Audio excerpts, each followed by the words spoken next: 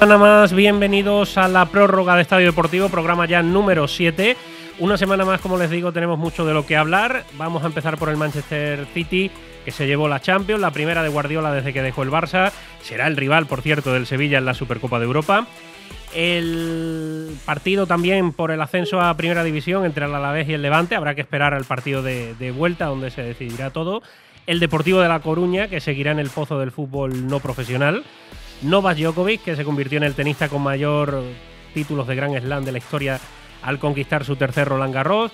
Marc Márquez, que volvió a caerse y ya está un tanto desesperado con su Honda en el Gran Premio de Italia, que fue este fin de semana. Todo esto y mucho más vamos a hablar a continuación, pero antes les presento a quien me acompaña en la mesa de hoy, Antonio Medina. Antonio, ¿qué tal? Muy buenas. Hola, buenas. ¿Repites? ¿Tú ya Sí, repites? sí.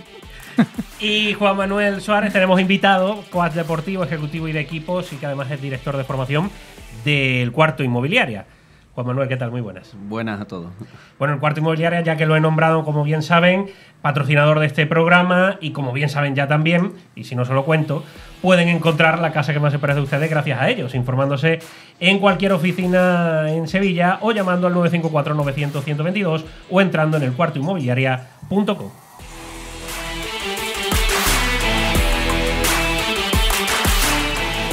Vamos a empezar la tertulia, no perdemos más tiempo y vamos a empezar con sonidos. Les hablaba de la Champions del Manchester City. Vamos a escuchar a Rodri, que el futbolista español, que fue el protagonista de ese encuentro, MVP y, como digo, nombre propio del partido. Vamos a oír lo que decía el micrófono de Ricardo Sierra, compañero de Movistar. La verdad que no, es impresionante, sobre todo por cómo se ha dado el partido. Está horrible la primera parte, impropio de mí, pero el míster me ha animado, me ha dicho a la cara que estaba mal, que era un líder, que tenía que cambiar la mentalidad. Eso he hecho en un momento como este y al final pues Dios me ha regalado este momento, ¿no? Un gol y hemos luchado hasta el final. No sé si el equipo hubiese podido después, si nos empataran. Yo estaba muertísimo, pero hemos peleado hasta el final. Sí, la verdad que tenía en mente pegarle fuerte, pero en ese momento he dicho, mira, vas a tener una en todo el partido, colócala, y al final, bueno, ha ido dentro. Mi sueño era jugar al máximo nivel, pero jamás pensé llegar a una final de Champions League. Imagínate meter un gol en la final. Bueno, esto habla de que al final, con trabajo duro, cualquier chaval normal como yo puede llegar a estos momentos. Solo agradecer a todo el mundo que me ha ayudado, que ha confiado en mí, a mi gente en España, a la gente aquí en Inglaterra que ha venido. Ha sido muy especial hoy. Juan Manuel, tú que eres coach deportivo, ¿cómo se cambia la mentalidad de un futbolista que en la primera parte dice que ha hecho un partido malísimo, que Guardiola le regaña, y en la segunda parte hace lo que hace? ¿Cómo se puede cambiar esa mentalidad en tan poco tiempo? Bueno, realmente yo creo que más que regañar, se trata de una buena comunicación. Todo el mundo destaca de Guardiola, para lo bueno y para lo malo, ¿no? Cuando la relación dura tanto tiempo, destaca su comunicación directa y lo que quiere del jugador. En este caso, más que esa regañar, sería una especie de motivación para llevarlo al lugar que este jugador, que Rodri, sabe que puede tener en el campo por su posición, por su talento, por su jerarquía y por la temporada que ha hecho. Es llevarlo otra vez al sitio que le corresponde y a donde él sabe estar. Uh-huh. Antonio, Rodri, que lo echaron del Atlético de Madrid en juveniles por bajito, y que fíjate tú dónde ha llegado. Bueno, y lo pusieron de central lo tenía apuntado también. En el último mundial, y porque decían que era el sitio donde mejor rendía. Bueno, eso cada entrenador elige ese tipo de cosas. Tú lo sabes mejor que nadie que al final muchas veces los jugadores se desarrollan de una forma u otra en función de no solo de lo que pueden dar de sí, sino de quien lo está dirigiendo. Y en este caso Guardiola, yo creo que en el sitio donde mejor rendimiento da, y lo ha encontrado el punto. De hecho, él lo pidió y él siguió confiando en él, una posición que están los mejores del mundo, en uno de los mejores equipos del mundo, y él sigue confiando siempre en él. El partido en sí, para mí al menos no fue el esperado, porque casi que jugó mejor el Inter. Bueno, yo te podría decir si hay un favorito, que cuando de verdad va a ser favorito el City a partir de ahora. Porque el City estaba muy atenazado hace 2 años también era favoritísimo, perdió el año pasado contra el Madrid, como que se vio. Ya llevó 3 años y yo creo que la presión la tenía en ahora ya ha ganado, se ha soltado la presión, ahora cuando va a ser peligroso de aquí para adelante. La verdad que sí, el Inter, yo creo que en general por lo menos tuvo más opciones para ganar el partido. Juan Manuel, porque ¿cómo se explica? Lo vivimos con el Madrid en la Champions, precisamente, con el Sevilla en la Europa League. ¿Cómo se explica eso que generan esos equipos de cuidado que esta gente con poco que hagan van a arrasarnos? Sin embargo, como decía Antonio, al City eso le fallaba en la Champions. ¿Cómo se le mete eso al equipo para que genere ese aura? Bueno, realmente yo creo que, como ha dicho Antonio, yo pienso también que lo que tenía el Manchester era la responsabilidad y la necesidad de ganar ese partido. El Inter de Milán acudía como no favorito, hizo su partido como bien saben hacerlo el juego italiano, y el Manchester tenía la responsabilidad de por fin romper las cadenas que hace, creo que fueron 2 años, 3 años, no la pudo romper con el Chelsea y 2021, tenía sí. En 2021, ¿no? Y tenía que realizarlo ahora. Yo creo que ahora ha despertado, se ha quitado esa presión, ha ganado un triplete y lo que le queda por venir, y ya seguramente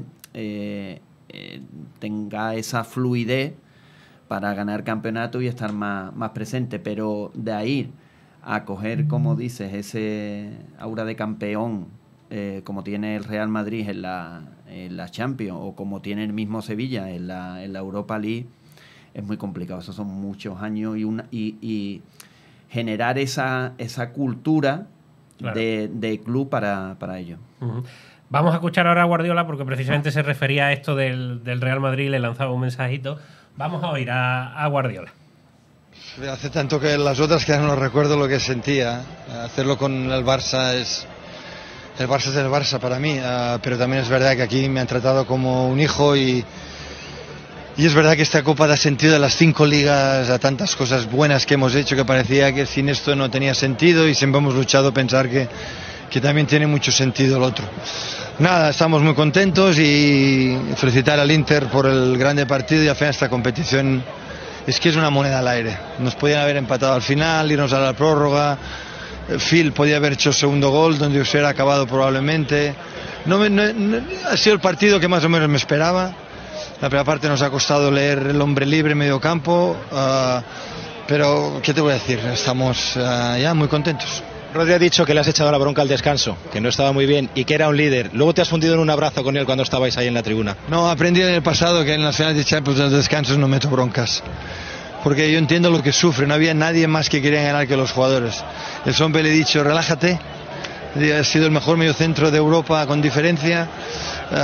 Párate, no te aceleres tanto. Lee dónde está el hombre libre. La segunda parte lo ha hecho, el gol le ha animado, evidentemente, lo hemos hecho mejor. Bueno, que el Madrid no se confíe, solo estamos a 13 de ellos. Que no se confíe, que vamos a por ellos. Ese era el mensaje final de Guardiola, con tono cómico y de risas, lógicamente. No sé si estáis de acuerdo en lo que ha dicho de que es una moneda al aire la final. Yo no lo veo así, igual que se habla de lotería en las tandas de penalti, tampoco lo veo así, creo que todo se prepara. No sé ustedes cómo lo veis, Antonio. Yo creo que la ciudad va a protegerse también, igual que el año pasado se le escapó el partido en 5 minutos y dijo que la competición esta se gana. Ahora que la ha ganado, sigue diciendo, manteniendo su mismo discurso, porque bueno, no sé si es verdad es lo que piensa, pero sabe que la presión va a seguir el año que viene, y esta competición sí es verdad que se puede. No es tanto una moneda al aire, pero sí es una competición que por muy pocos detalles, y que en un partido que fallas puede ir fuera. Eso sí es cierto, pero eso no es una moneda al aire. Eso es fútbol. Eso es fútbol, exactamente. Eso es. Tú imagínate, ahora son 2 partidos hasta llegar a la final, pero por ejemplo, el año de la pandemia, que era un solo partido. ¿Verdad? Eso sí que era una final tras otra. O sea, si perdías ibas a la calle. No tenías posibilidad de segundo partido. Eso no es una moneda al aire. Es un partido de fútbol, o si es verdad que puedes fallar y ganarte el otro sin merecerlo, o al contrario. Pero bueno, eso pasa en todos los partidos, no solo en estos. ¿Tú cómo lo ves, Juan Manuel? Hombre, realmente si la Champions fuera un campeonato de la regularidad, pues seguramente el City lo hubiera ganado hace 3 meses. Claro. Pues que las eliminatorias que han tenido con el Bayern de Múnich y otros más lo ha pasado sobradamente. Cierto es que al final pues tienes que competir a un partido, y en un partido puede ganar cualquiera, sobre todo si te enfrentas a equipos muy buenos, muy potentes, con buenos jugadores, Le pasó hace 2 años, como hemos comentado ahora, y podía pasarte ahora. De todas maneras, Guardiola, que prepara y es tan exhaustivo también preparando los partidos, pudimos ver que hubo varias modificaciones y que lo tenía preparado porque realmente el partido no le estaba gustando cómo se estaba desarrollando. Por cerrar ya este capítulo de la Champions, la figura de Guardiola, primer entrenador que consigue 2 tripletes, que para que veamos que cuesta mucho, y ha alcanzado a Bob Paisley y a Zidane con 3 Ligas de Campeones. Yo creo que discutir a Guardiola no tiene mucho sentido, que hay quien lo discute. Bueno, yo creo que muchas veces la discusión es, aquí en España es un Madrid-Barça, no es tanto Guardiola. Es porque los de Madrid, igual que dicen que Zidane es muy mal entrenador, también lo decían cuando había ganado las 3 Champions seguidas, decían que se la había encontrado, que tenía una flor. La cuestión es eso aquí en España es un Madrid-Barça, no es discutir a Guardiola. Discutir a Guardiola ha ganado todo, es verdad que muchos están diciendo que siempre con equipo grande, que nunca ha sido con Madrid, el Bayern Múnich, el Madrid, el Barça. El Barça. El Bayern Múnich, el City, pero bueno, con equipo grande también puedes perder y claro. Tiene que ser, es un buen entrenador, es de los mejores entrenadores, si no el mejor del mundo ahora mismo. También otros, como están diciendo, el mejor de la historia, me parece un poco exagerado, porque comparar no es bueno nunca. A mí no me gusta comparar ni en la misma época, imagínate en diferentes épocas, pero que yo creo que es indiscutible que Guardiola, pero también pienso que aquí en España va a seguir habiendo eso, tanto eso Zidane, Guardiola, como Ancelotti, como el que sea. Si es Madrid del Barcelona, va a haber la discusión de la pelea de siempre, la misma que tenían Cristiano y Messi, vamos. ¿Tú cómo lo ves? Bueno, realmente Guardiola ha sido un personaje está siendo un personaje que ha cambiado el fútbol. Es verdad que con muy buenos jugadores, con muy grandes presupuestos. El fútbol sí tiene algo con respecto a otros deportes, es que muchas veces 1 más 1 no es 2. Y él desde el año 2011, que creo que fue el triplete, hasta ahora han pasado 12 años. O sea, es muy difícil. Lo importante de Guardiola, aparte de tocar plata todos los años, es también el legado que está manteniendo y creando a la vez, porque hemos visto en el City que ha tenido que hacer modificaciones con lo que era su juego, por ejemplo, en el Barcelona. Sigue innovando, sigue creando y está marcando una época del fútbol. Dejamos a las Champions, el City, y vamos a hablar de los 2 equipos de la ciudad. Vamos a empezar por el Sevilla, que es el tema candente. Y más allá de la información, que la tienen toda en estadiodeportivo.com al momento de que se van sucediendo los acontecimientos, os quiero plantear, ¿es posible, hipotéticamente hablando, repito, porque no es información, ¿es posible un Sevilla sin Monchi, como ya lo vivimos en el pasado? Posible es, porque así Sevilla tiene ciento y muchos años de historia y así es posible que le vaya bien, meto ese matiz. Bueno, es que también le puede ir bien, sí, le puede ir bien. Otra cosa es que Monchi, verdad, que ha conseguido cosas que no ha conseguido nadie, y tiene una confianza y un equipo de trabajo y una fórmula de trabajo que en el Sevilla le funcionan y es perfecto, todo cuadra perfecto. Ahora bien, si no cometen los errores, que también es verdad que los 2 años que faltó Monchi se notó más porque primero pusieron a alguien que no tenía tanta experiencia como para dirigir un equipo de ese nivel, que aunque había estado al lado de Monchi, no había estado nunca en un equipo grande. Y segundo, pusieron a Joaquín Capajos con dos novatos que después han demostrado que, por ejemplo, Marchena funciona bien en segundo. Sí. Y Paco Gallardo, tanto en el filial como en el Leeds, que son buenos, que saben de fútbol y saben de lo que hablan, pero eran inexpertos en eso. Y bueno, Capajos era el primer inexperto porque no había dirigido nunca una dirección deportiva. Es buen entrenador, y eso es evidente, pero que no era su trabajo, ahí se estrenaba. Si no cometen los mismos errores, hay mucha gente que es muy válida para ese puesto y puede hacerlo. Eso sí, que consiga lo que Monchi, y sobre todo, como decía Monchi hablando de su paso por la Roma, que lo esperen como esperaron a Monchi, eso yo creo que ninguno tiene que ganárselo, eso son muchos años y mejor que se quede por el bien de Sevilla. Juan Manuel. Bueno, el Sevilla puede subsistir sin Monchi, no cabe duda.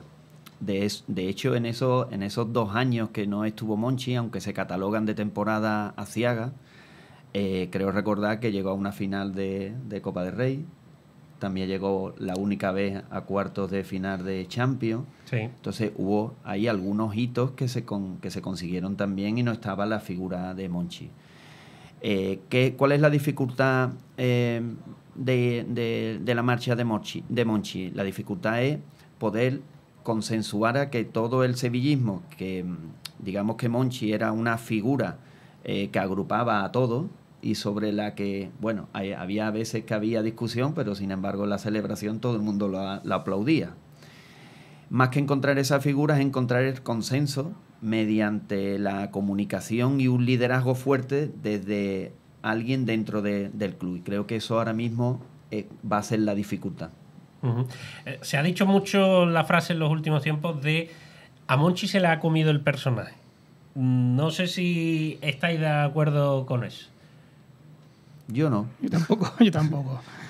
Monchi siempre es igual. Ahora lo que pasa es que ahora tiene más voz que el que tenía antes. Antes no tenía tanto, ahora tiene más protagonismo dentro del club y todo, por la fama que arrastra que el que tenía antes y también más ataques. Con tanta fama tiene más ataques, pero yo veo al Monchi siempre evolucionado, evidentemente, porque evolucionó el mismo Monchi de hace 20 años cuando cogió el cargo que ahora, pero yo no creo que se le haya comido el personaje ninguno.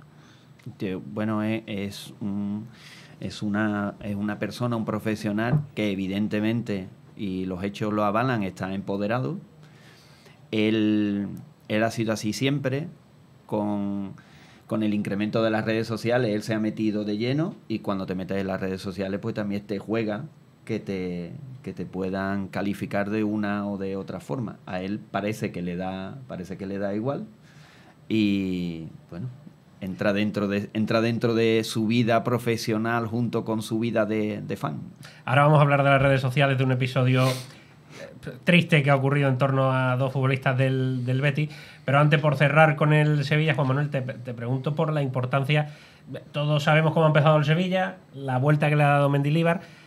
¿Qué importancia tiene? No sé si han contado con un coach, con un psicólogo deportivo, pero qué importancia o cómo se consigue darle la vuelta a una situación de esa manera. Y te pregunto a ti porque tú eres coach deportivo.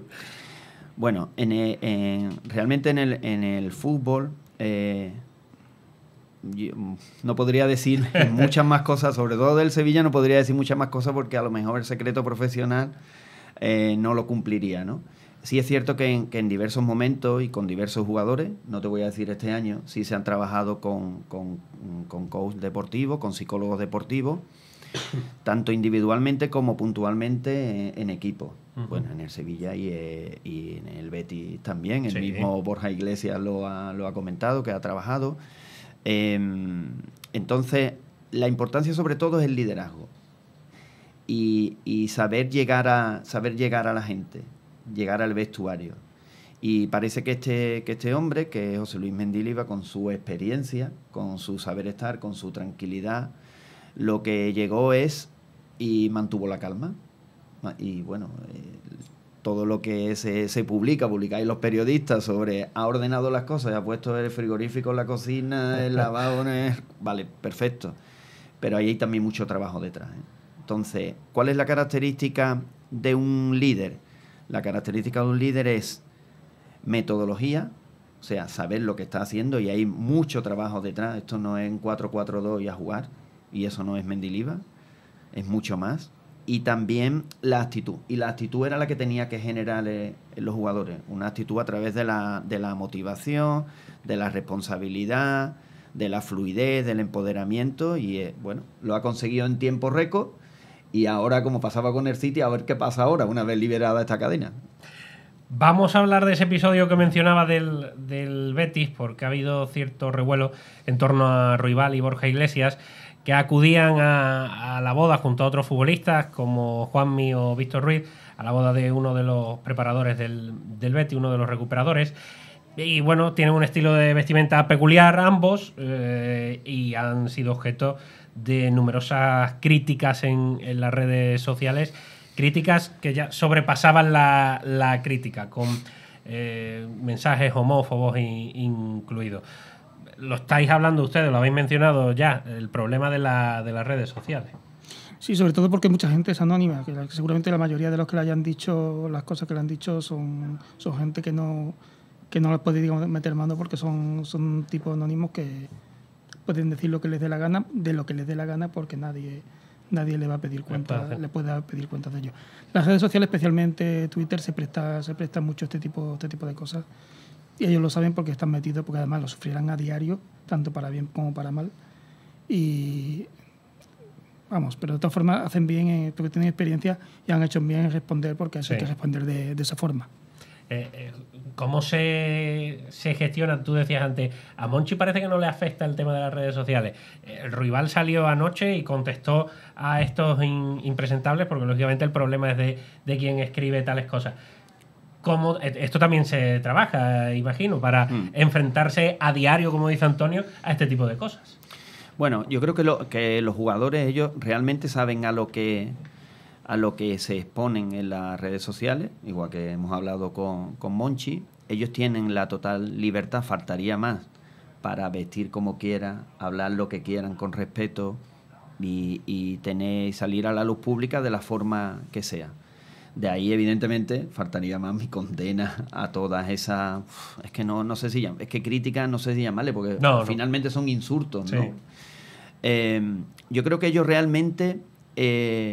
pasan de ese tema por ellos mismos. Quizás lo que ellos defienden, lo que Aitor Ruibal defendía ayer, era que a otras personas que sí les puede afectar esos comentarios, poder defenderla para que esto no sea gratis. Entonces yo creo que esa contestación que hizo ayer el jugador es muy importante para defender a los diversos colectivos que se puedan sentir amenazados por esta... que voy a decir un calificativo duro, ¿no? de Twitter, ¿no? Pero es una morralla tal que es difícil cuando entras en ella no equilibrarte para no contestar de forma negativa. Vamos a hacer un inciso en el mundo del fútbol. Ahora vamos a acabar hablando del mercado de fichajes, que es lo que toca en esta época del año. Pero nos vamos a ir con un compañero, con Fran Valle, un compañero de Motor.es, que este fin de semana ha estado cubriendo una de las carreras más icónicas del mundo del motor, las 24 horas de Le Mans, donde ha habido presencia española, por cierto. Fran, ¿qué tal? Muy buenas. Hola, muy buenas a todos, compañeros. ¿Qué tal estáis? Un muy breve resumen de cómo fue esa carrera, que además cumplía 100 años y en la que ha vuelto a ganar Ferrari. Pues así es. Bueno, breve resumen. Para quien no lo sepa, la famosa carrera de las 24 horas de Le Mans está enmarcada dentro del campeonato del Mundial de Resistencia, que se va moviendo por diferentes países y continentes, vamos, prácticamente por todo el mundo. Y en esta parada en Francia, la carrera es especialmente llamativa por su duración de las 24 horas. Y este año se cumplían 100 años de la primera carrera, aunque solo se han corrido 91 veces, ¿vale? No hubo algunos años de parón por la guerra y otros temas, pero en cualquier caso se consideraba el centenario. Ferrari este año volvía tras el reinado de Toyota en las últimas carreras y la verdad es que ha sido un regreso histórico para la marca italiana, vamos. Aprovecho que estás con nosotros y que estamos hablando de motor, aunque luego profundizaremos nosotros en MotoGP y Marc Márquez, pero te pregunto por Fernando Alonso, por la Fórmula 1. ¿Es posible que sigamos tan ilusionados todos como estamos actualmente? ¿Se puede soñar con algo más? Pues a ver, os cuento, resulta que, y enlazo un poco, ¿vale?, con el evento de las 24 horas de Le Mans, resulta que, bueno, ha habido un podio de un español, Albert Costa, sí, en la segunda categoría, que se llama LMP2, y a raíz de su triunfo en la redacción de Motor.es, de los compañeros que hemos estado desplazados allí, he estado con mis compañeros Fernando Sancho y David Moreno, hemos estado comentando que, fíjate, el éxito que había tenido este señor, que es Albert Costa, y evidentemente fuimos enlazando y también hablamos de Fernando Alonso y estuvimos comentando un poco qué es lo que podría pasar con él. Así que, bueno, en realidad nosotros destacamos que en estos momentos Fernando Alonso tiene un físico envidiable, o sea, es fuera de lo normal, incluso dentro de la élite de los pilotos, tiene un físico realmente increíble, puede aportar mucho más a nivel físico, tienen todavía mucha gasolina para afrontar nuevos desafíos de la Fórmula 1. Y fíjate, Verstappen, por ejemplo, lo elogia. Este señor, Alonso, ha estado siempre a muy alto nivel. ¿Es posible conseguir más éxitos para él? Pues bueno, lleva 5 podios en 7 carreras. Nosotros confiamos en que se va a mantener en ese nivel y, hombre, ojalá que por supuesto se pusiera en primera posición, que ganara una carrera, pero bueno, al menos con que esté en la parte alta estamos satisfechos, porque es cierto que el equipo ha dado un salto con su llegada, porque al final Fernando Alonso te ayuda mucho a desarrollar tu equipo, y yo creo que la escudería está muy contento con él por los resultados, y bueno, nosotros confiamos en que como mínimo lo vamos a ver haciendo algún podio más. Fran Valle, compañero de Motor.es, muchas gracias por habernos atendido y haber estado dando esa cobertura durante el fin de semana en Le Mans. Un abrazo. Un abrazo, hasta pronto. No sé si seguís a Fernando Alonso, la Alonso manía. Porque, bueno, tú en un programa anterior, Antonio, dijiste que al principio no te caía muy bien. A mí no, yo no tenía ningún problema, pero yo sé que caía fatal. Al principio, cuando ganaba, y cuando estaba peleando por el Mundial todos los años, caía especialmente mal. Bueno, había de todo. Ha cambiado en su forma de ser. Ahora cae incluso muy bien a todo el mundo, sin ganar tanto. No sé, Juan Manuel, si tú sigues la Fórmula 1 y el fenómeno de Alonso. Bueno, yo creo que realmente que, como hemos hablado antes, está un poco en la comunicación, ¿no? Él es una persona, parece un poco introspectiva, seria en los comentarios, y cuando ganaba nos generaba, era como Indurain, ¿no? Generaba muy poca ilusión y motivación. De hecho, el periodo que, por las circunstancias que sea, no ha tenido éxito, esa Alonso manía ha bajado, como suele pasar, ¿no? Ahora ha subido, es verdad que parece que ha cambiado, que parece que está un poco más, supongo que será la experiencia delante de los medios y tener la libertad, no tener la presión, aunque se le autoimponga, para expresarse más libremente y caer bien tanto fuera como dentro, porque aparece dentro tampoco tenía muy buena relación. Antes de seguir y de volver al fútbol ya para acabar con él, les recuerdo, hacemos un inciso para recordarle que si usted está pensando en comprar una casa, pues pueden encontrar la que más se ajuste a ustedes en El Cuarto Inmobiliaria. Visiten su oficina más cercana en Sevilla o infórmense llamando al 954-900-122 o en la web elcuartoinmobiliaria.com. Cerramos con el mercado de fichajes. El Sevilla está la cosa... bueno, iba a decir paradita, pero ya hay algún que otro nombre, y en el Betis sí que está más parada en el capítulo de llegadas, pero en las salidas se está hablando mucho, Antonio. Bueno, y en llegadas también. En llegadas también pues está ahí Marroca, están con la renovación de Ayoce, está el tema del central, aunque todavía no hay un nombre claro. Es que el problema de ahí, que hay, no solo en el Sevilla, en el Betis, en muchos equipos, es el tema económico, los límites de la liga y todo lo demás. Y eso, hasta que no se sepa lo que puede llegar, de dónde no puede llegar, si me gasto en esto, eso es un puzzle, porque si tienes 5 millones pero vendo se me agranda el límite, pero si no lo vendo o no consigo colocarlo a un buen precio, me quedo con lo que tengo y no puedo fichar a un jugador. Es que es complicado. Con los límites de la liga no es complicado. Si pudieran arreglarse de alguna forma posterior sería más fácil. Pero tal como está, tiene una parte positiva, que lo han dicho ellos, que es verdad que hay control, no hay déficit. Pero bueno, el Barcelona sí se descontroló todo y se fueron a 1.200 de déficit. O sea que eso no está tan estudiado como algunos dicen. Con la quiebra que tiene el Barça, y es de los equipos, ahora que se ha analizado el gasto del City por la Champions, el Barça es de los 3 equipos que más ha gastado en los últimos años, miles de millones, y está en crisis. La verdad que no se entiende muy bien. Juanma, hay mucha gente que sigue más el mercado de fichajes que la liga en sí misma. Yo no sé en tu caso qué es lo que, si te atrae este periodo que abrimos ahora de mercado de fichajes.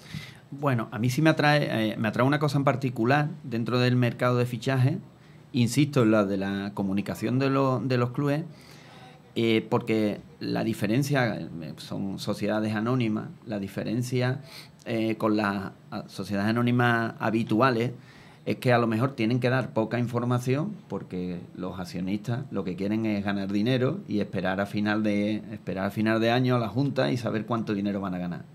Aquí, aunque haya accionistas, el mayor accionista del club son los aficionados, y los aficionados a diario no son nominativos en cuanto a dinero, ¿no? En cuanto a títulos, pero sí necesitan esa información.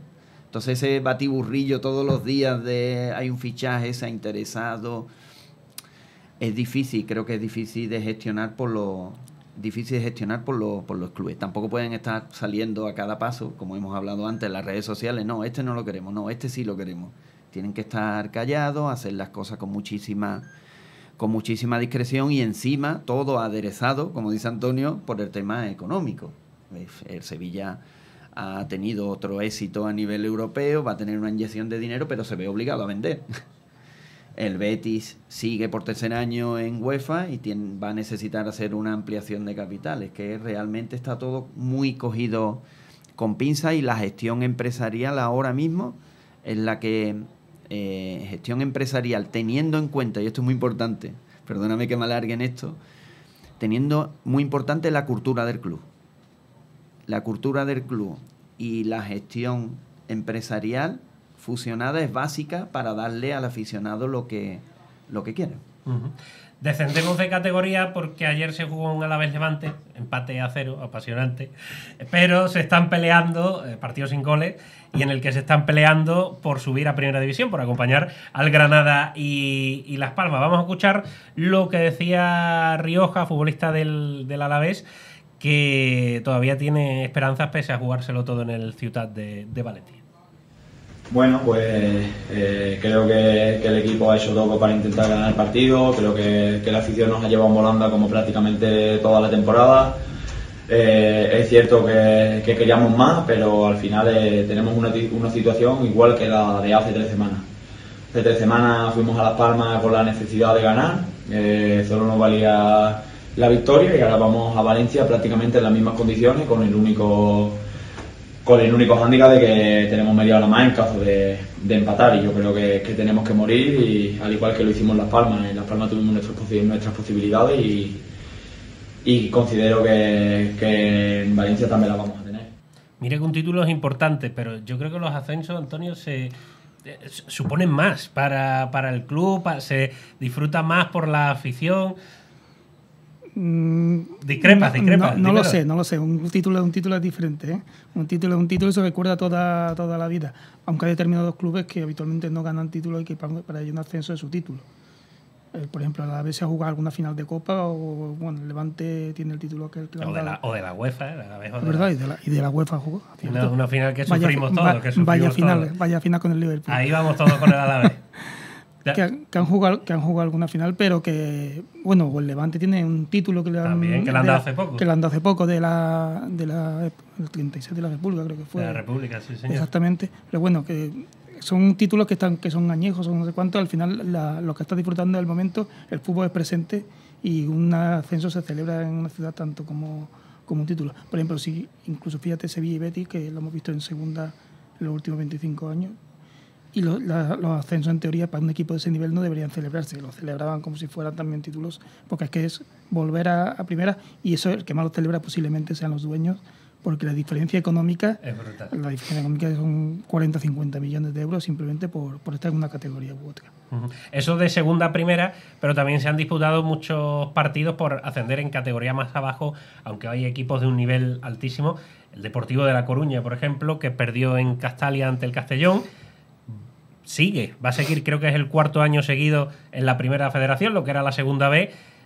Hay que recordar que Lucas Pérez ha pasado de jugar en el Cádiz a jugar en el Depor por ayudar al equipo de su ciudad.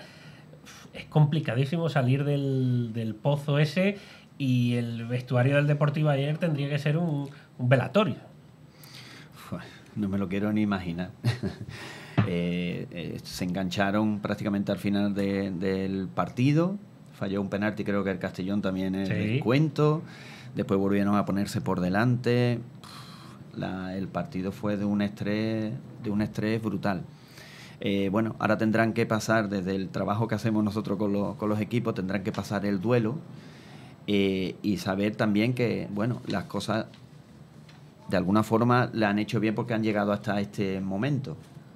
Cuando caes a ese pozo de segunda, que se le llamaba antes, o de segunda B, la Primera Federación, es cada vez más difícil porque la igualdad ya es extrema. O sea, la competitividad está en muchísimos factores dentro de un club.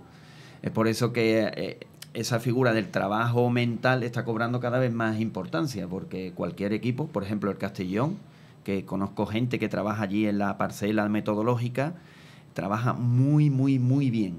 Entonces, a lo mejor no tiene el nombre que tiene el Deportivo de La Coruña, pero claro, están haciendo un trabajo desde hace años fantástico. Lo iguala. puede igualar a jugadores como Lucas Pérez. Bueno, tiene este chico, ¿no?, que ha jugado en la Premier, creo que no recuerdo el nombre ahora, el que sacó el córner o falló el penalti, que había jugado en el Rayo Vallecano. Bueno, es igual. Quiero decir que van sabiendo también recopilar jugadores y un trabajo metodológico, físico, que al final para esta categoría tan dura el trabajo mental es súper importante. Vamos a dejar el fútbol, tenemos que acabar, pero por cierto ha habido noticia esta mañana. Ha fallecido Silvio Berlusconi, mientras estamos nosotros aquí hablando, el que fuera presidente del Milan en su momento, ahora lo era del Monza, si yo no me equivoco. Bueno, pues el hombre estaba enfermo, ya ha estado varias veces hospitalizado y ha fallecido mientras hablábamos, como digo. Vamos a pasar al polideportivo para acabar, que nos quedan pocos minutos. Les decía que íbamos a hablar de Marc Márquez y de hecho lo vamos a escuchar porque el español se volvió a caer, en este caso en el Gran Premio de Italia de MotoGP que ganó Pecco Bagnaia, y se cayó con su Repsol Honda, esta vez más crítico que nunca, diría yo, con su moto. Vamos a oír a Marc Márquez. Me ha enfadado más porque no he hecho la carrera y era de mi objetivo, o sea, dar vueltas, coger otra vez ritmo, y sobre todo hoy iba súper mentalizado de que mi posición era sexto, séptimo, ya lo estaba haciendo mejor de lo esperado. Pero bueno, estamos siempre en lo mismo, el mínimo error, pues la moto te traiciona y te caes. Ha sido un error en la frenada previa, se me ha bloqueado de adelante, tipo la primera vuelta en la curva 10 también me ha pasado algo similar, que se bloquea de adelante y no entiendes muy bien por qué. Y me ha pasado ahí en esa frenada. Luego cuando me he ido largo en la zona sucia no he inclinado más, no he ido más rápido, pero me he caído, así que el resultado ha sido el mismo, da igual. Pero sí, tenemos que coger más riesgos que los demás para estar ahí y bueno, eso es lo que nos perjudica a todos los pilotos Honda en general, que luego tengamos tantas caídas. No, a ver, llevaba todo el fin de semana controlándome mucho mis impulsos, porque sé que aquí es un circuito rápido y si te caes te puedes lesionar. Y de hecho Mir se lesionó viernes, Rins se lesionó ayer, tuve una caída yo también fuerte el sábado, el viernes, perdón, que por suerte pues salí ileso. Y bueno, todos los pilotos Honda tenemos que coger demasiados riesgos y esto no puede ser. Somos los que más caídas tenemos, sobre todo en carrera, porque se calientan los neumáticos más, vas con grupo, cuesta más y bueno, y somos pilotos ganadores, tanto yo como Mir como Rins somos pilotos ganadores y queremos estar allí. Lo que pasa es que para estar allí tenemos que arriesgar más que los demás. Esto decía el piloto de Cervera a los micrófonos de DAZN tras la carrera. La frustración, Juan Manuel, es inmensa, cada vez va peor. Bueno, la verdad es que sí. Yo lo escuché en el programa de Risto, que le hizo una muy buena entrevista, y él decía que su vida no podía ir, en el momento que dejara de ir de la mano del riesgo, no tendría mucho sentido. Entonces, si nos fijamos en sus palabras, él decía que el objetivo podría ser estar entre sexto o séptimo, pero si se ve más arriba va por ello, que tenía que controlar sus impulsos. Es muy difícil en este tipo de personas que son, entre comillas, vamos a ponerlo arriesgado. Iba a decir kamikaze, pero casi, porque él quiere volver a ser lo que era. Entonces, la frustración la genera y la ve a posteriori, lo ve con tranquilidad. Ahora, ve lo que tenía que haber hecho. Lo importante es gestionarlo antes, para ir in situ o antes de que sí la tenía, mi objetivo, mi preparación, sabíamos a lo que veníamos, pero cuando está en carrera la gestión emocional le hace tener esos impulsos y querer estar el primero, y evidentemente pues puede tener varios errores o varias caídas como ha tenido durante el año. Antonio, cerramos con otro de los nombres propios del fin de semana. Yo sé que tú eres muy de tenis, Novak Djokovic. Otro que hablábamos antes de Fernando Alonso, de cómo caía, quizás no es el que mejor cae, el serbio. Siempre tiene ahí la elegancia de Federer, nuestro Rafael Nadal, pero ahí está, el tenista con más Grand Slam de la historia del tenis, que se dice rápido, pero no es nada fácil. No cae bien porque él se lo busca, porque sí, en este mismo Roland Garros la lió también la lió. Realmente no la lió, pero él pensaba eso y lo puso. Habitualmente los tenistas suelen motearse en temas políticos y él lo puso en la cámara de apoyo con el asunto de Kosovo, que eso tú sabes que en aquella zona de Sí. Europa pues levanta muchas ampollas. Pero bueno, sí, en lo tenístico no hay nada que discutirle. Lleva muchísimos años ganándolo sobre todo desde, salvo la época primera que era Nadal Federer, a partir de que del 2010-2011 ya por fin le supera, digamos, lo mismo que hemos dicho antes del City, supera ese bloqueo mental que a veces tenía cuando se enfrentaba a alguno de ellos dos en algún gran torneo. A partir de ahí ha sido el que más títulos ha ganado. La planta ha podido plantar cara a Nadal. Es verdad que Federer ha bajado a partir de unos años, ya bajó el nivel y se quedaron como que entre los dos, pero que es indiscutible, 23 Grand Slam. Yo me acuerdo cuando ganó Sampras, superó a Emerson con 12, nos parecía que iba a ser imposible superarlo, y fíjate, lo superaron ellos tres, y veremos hasta dónde pueden llegar, porque con cerca de 40 años parece que van a seguir ganando. Eso iba a decir, que 23, pero tiene pinta que por lo menos 2 años más va a estar. Bueno, y el Roland Garros yo no lo veía campeón. Podía ganarlo, sí, pero yo no lo veía campeón. Yo no sé si lo veo campeón en Wimbledon, que dentro de 3 semanas. Ahí sí que lo veo clarísimamente favoritísimo, y sí lo veía muy favorito. Aquí yo veía que Alcaraz podía hacerlo, veré si era el del año pasado antes de que se lesionase también. Sí, aunque después me ha defraudado con el partido que le hizo. Medvedev venía muy bien, o sea que ahí en tierra no lo veía tan claro. El favorito es verdad que hubiera sido Nadal si hubiera estado, pero en Wimbledon si es favorito, estén como estén de bien todos los demás. Ahí el favoritísimo es él, porque es el que más títulos tiene. O sea que es en teoría el 24 ahí está al caer. Sí, si me permites, ahí yo en muchas charlas que doy pongo de ejemplo de Djokovic en cuanto a en el coaching se trabaja mucho por objetivos. Y Djokovic cuando ganó el primer Roland Garros, después de intentarlo tantas veces y no poder por tener a nuestro Rafa Nadal, tuvo un momento de crisis y empezó a trabajar con un coach deportivo porque se quedó sin objetivos. Entonces yo quiero ver ahora cuál es su evolución. Ya vuelve a ser el primero en la lista ATP, sí. Es el que más torneos ha ganado. Ahora a ver cómo gestiona eso, ahora que Federer no está, que Rafa Nadal se le espera tarde, a ver cómo gestiona estar solo y haber cumplido estar ya no en el máximo nivel, pero sí es el número 1, haber llegado al tope, ¿no? Histórico, haber llegado al tope, a ver cómo gestiona ahora eso me crea curiosidad. Uh-huh. Pues nosotros hemos llegado también al tope del programa de hoy. Nos tenemos que marchar. Antonio Medina, muchas gracias por venir. Muchas gracias a ti. Y Juan Manuel Suárez, lo mismo. Muchísimas gracias por habernos acompañado. Antes de marcharme, no me puedo ir sin volver a recordarles que pueden encontrar la casa que más se parece a ustedes en el Cuarto Inmobiliaria. Pueden informarse visitando su oficina más cercana en la ciudad de Sevilla o llamando al 954-900-122 o en la web elcuartoinmobiliaria.com. Informarse de todo lo que ocurre en el mundo del deporte también pueden hacerlo, como siempre, en la web de Estadio Deportivo, www.estadiodeportivo.com, donde podrán ver este programa dentro de un ratito muy pequeño, así como nos pueden oír también en los sitios podcast como Spotify e iVoox. Hasta el lunes que viene, adiós.